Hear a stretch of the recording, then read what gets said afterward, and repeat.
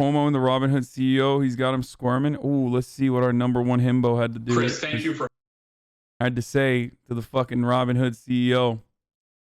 Man, that was really good.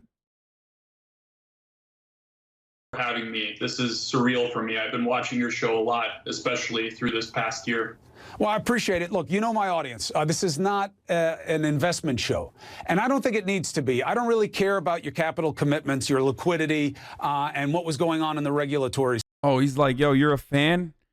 God forgive me, but I'm about to gobble your fucking last ghoul over here. Hey. And I'll talk to you a little bit about that, but I want you to address the obvious. This looks like a... Look at his face. He went from like, oh, I'm so excited to be on the Chris Cuomo show to like, oh, fuck. Move by an outfit called Robinhood, which is supposed to be taken from the rich and given to the poor, and doing exactly the opposite. That when the big guys, including one of your main investors in your company, started to lose, you shut down the game to starve the little guy. Fair criticism. That's not what it is at all. And I know you started this segment. It really resonated with me because you described the story of Robinhood. Robinhood started 5 years ago by pioneering commission-free, no-account minimum mobile investing. And we've been the spokesperson of the individual investor. And our whole goal as an institution is to enable those customers, empower them, and give them access to the markets. Because for the longest time, markets have been only accessible to the wealthy. And so the entire industry adopted our business model in 2019. And in 2020, I just want to say, look at all you fucking Benedict Arnolds, dude. Shot up back to fucking 67K right after AOC went offline. I see you. You understand? Hey, look at me. Look into my fucking eyes. I see you. Oh, I couldn't stand Hasan talking over AOC, so I had to go over there. Hey, you fucking, I see you, motherfucker. I see you. I'll be here. Yeah. we added... Look into my third eye, actually. My third eye, my zit. Look into it. Reveals the world's secrets. Millions of new customers. The entire industry added millions of new customers who took advantage of the market rally and became investors for the very first time. So, you know, we had to make a very difficult decision to protect our customers and our firm. Why? But we in no way... why? Explain why you had to do it if it wasn't to protect the guys who had shorted the stocks, which are the big hedge funds. How are you helping the little guy investors? Well, I know that there's rumors around that, you know, we were directed by market makers or other market participants to do this. And I want to be 100% clear. This decision was not made on the direction of any market maker or other market participants. So why'd you do it? Decision. Robinhood, as a brokerage, has lots of financial requirements, SEC requirements. We have to put up money at clearinghouses. The amount of money that we have to put up depends on market volatility, and we're in a historic situation where there's a lot of activity and a lot of buying concentrated in a relatively small number of symbols that are going viral on social media. So we haven't really seen anything like this before, and to prudently manage the risk and the deposit requirements, we had to restrict buying in these 13 stocks, but customers that held them could sell throughout. Thousands of other securities and stocks on our platform were available to freely trade. And our number one priority, as you mentioned, is to make sure our platform is reliable, stable for our customers. We're serving our customers and giving them the tools. But that's exactly what's in question now. We're doing everything in our power to turn it back on as soon as prudent. But that's the thing, is that the trust is in question, because it seems like the only people who are getting hurt were the big shots. And that if they were benefiting from this, your small investors... Aren't you glad we saw this earlier, this exact same script on CNBC? Before he went on CNN to say the exact same script? Now believe that you wouldn't have shut down the game. And just one thing without getting in the weeds here. You don't control the listing venue for GameStop. Now, I used to work in finance, so I know this stuff, but the audience doesn't need to. The New York Stock Exchange does.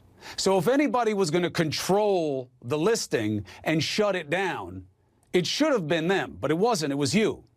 And the reason that they do it is very limited. They do it because they think there's evidence of fraud, or they think that there needs to be a material disclosure by the company that hasn't been made. And that's done to protect the investor. You check none of those boxes here because you don't control the venue. You didn't know about any information that GameStop or any of these other stocks needed to put out. You don't have any reason to believe there's fraud that you've articulated. Damn. And you're certainly not protecting these people who've been living the dream of making money, especially at the expense of the big guys. So why should people believe you did this for the right reasons? God damn. Well, we have no choice. We have to comply with all financial requirements. And The SEC hasn't said you had to do this. Well, lots of brokers have to comply with these financial requirements and have issued restrictions on. So who restricted you? Who made you do this?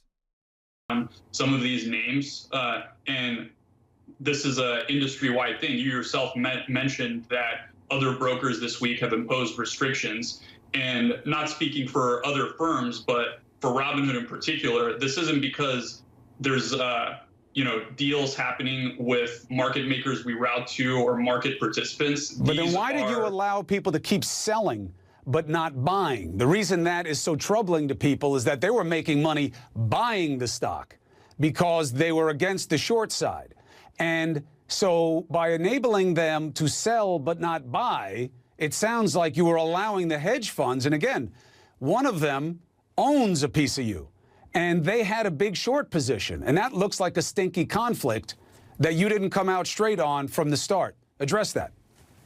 Well, none of that had anything to do with our decision to do this. Again, this was just looking at regulatory requirements, financial requirements. Look, the only reasonable example here is if he literally says that they did not have enough cash, and that's why they had to fucking stop for a moment, go out and borrow, because if they have to pay out all these fucking people, they might not be able to do so. And that's why they went and borrowed from the financial institutions in the middle of the day, and then suspiciously said, tomorrow we're gonna get started. You can keep purchasing GME again.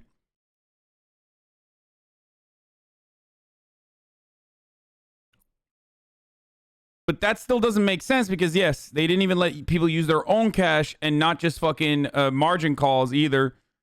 Like, you can increase that. But it was unsearchable, right? It was literally unsearchable. Like, you could not purchase GME if you wanted to, even if it was on your own. So even then, it doesn't make sense.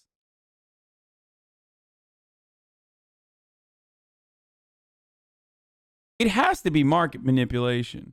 But then again, I, as well as people who are actually clever and smart and much smarter than me, especially on this sort of stuff, like Alexis Goldstein said on AOC's stream earlier, speculate that it's not just fucking Wall Street bets and retail investors that were driving the stock price. So while an overwhelming amount of Robinhood retail investors actually own stake now, or actually own GME stocks or options, it still doesn't make sense. Like, they're not enough. They're not moving enough. They're not going to be able to move. They're not going to be able to put significant enough money to move the stock price all that much. And I don't believe that they did it on their own. It wasn't just Robinhood. It was all these other people on top of that. It was other institutional traders that were engaging in stock purchases as well outside of Robinhood. And that's the reason why the stock price moved as it did. Because I think people saw an opportunity to fucking, cannibalize a hedge fund, right? So even then, them taking this risk basically and trying to stop further purchases from occurring, it seems silly. And we 100% will always protect our customers, where the entire business is operating to empower individual investors and has been since its founding. And that's what Robinhood is committed to continue to do. So we don't want to restrict buying in these 13 stocks.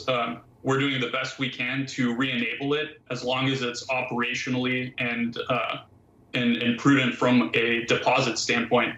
It is really fucking weird, though, that if you're a regular fucking trader, you're like almost every fucking outlet that you would use to continue buying GME made it so that you couldn't do that at a time when literally everyone else who's in the business and in the industry was able to freely fucking purchase it.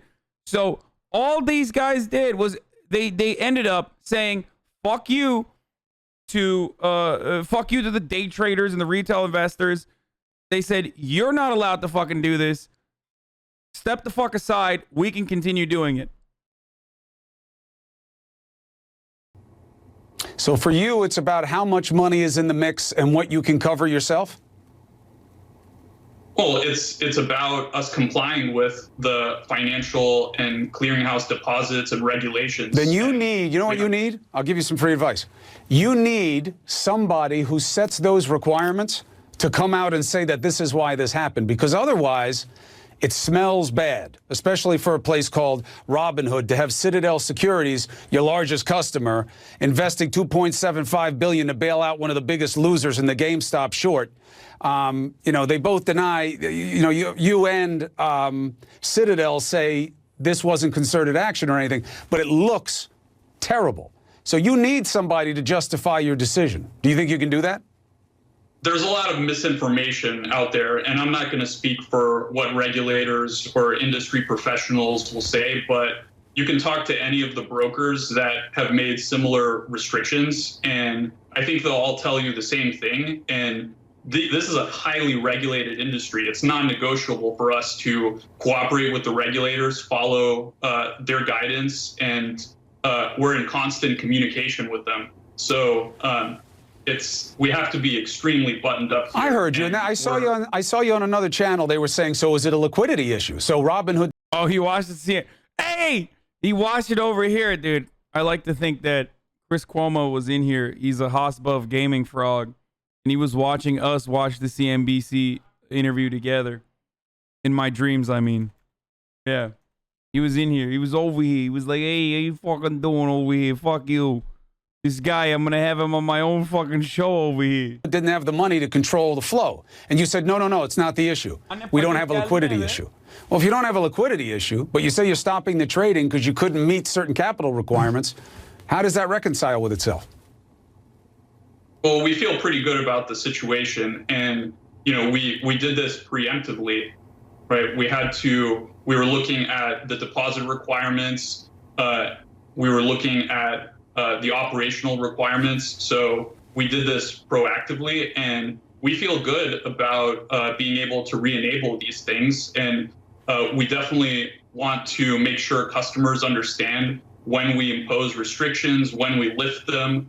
Ultimately, brokers. So it was a preemptive measure and not a requirement. Have to impose these types of restrictions because the capital requirements can change. And we're in unprecedented times, and the financial system operates in very technical ways with regard to settlement and money movement.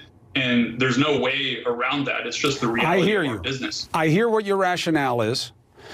But again, now we're going to be watching this story because you have political forces I've never seen aligned before who want to make sure that the big guy is not finding a way to get over on the little guy.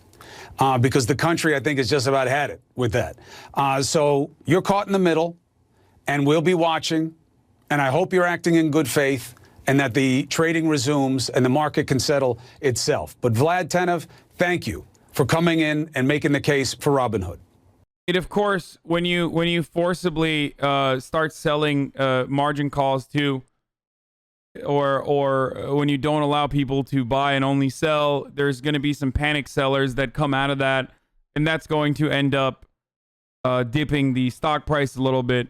Now, it still doesn't matter because, you know, tomorrow is still around the corner, but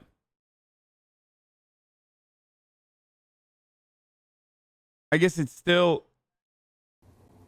Thank you very much. And absolutely, we want nothing more than to enable investing and access to as many individuals as possible. That's our mission, and it's in the name of the company. Just got to make sure that something named Robinhood isn't rigging it for the sheriff of Nottingham. You know what I'm saying? Like, if you're going to set it up where the little guy can win, they should be able to play fairly and see that happen. Dude, of course little guy's not fucking gonna win, dude. I mean, look. There was a tweet about this on Twitter that I saw as well, and I've talked about this a little bit as well before, but like so many fucking congressmen and congresswomen engage with information that is not publicly accessible, okay? Now, they might be literally getting information from corporations, like in the case of David Perdue, okay, who, as you all know, he famously said it was false, and he wasn't engaging in insider trading when the company that he has ties to, when one of the executives, right before, I think, resigning, literally sent him an email, and he definitely took action on that information. Totally exonerated, though.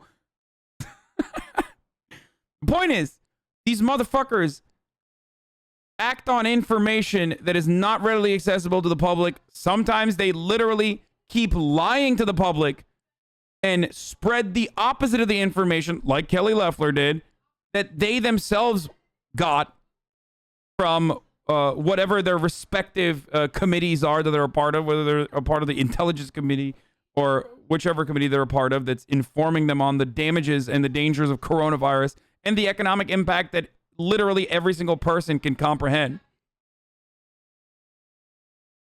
And there is no action from the SEC. There's like a congressional investigation, and, you know, they're totally exonerated.